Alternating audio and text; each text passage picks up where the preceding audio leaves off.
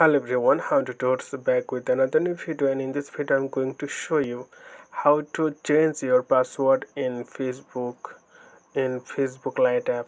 So you can see this is the Facebook Lite app interface. So you have to click three line top right corner on your screen. Simply click on that.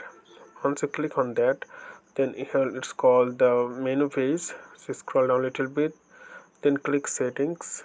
Once you click settings, then you will see the password and security, the second option. Simply click on that.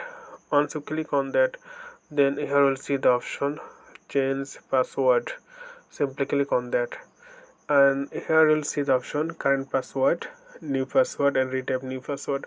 It means you have to give your current password here, okay, and then you have to give the new password and retype the new password, and after that save change, and then it will be changes. So it's really easy, you can do this. So this time I want change my password. So okay friend, I hope this video was helpful for you.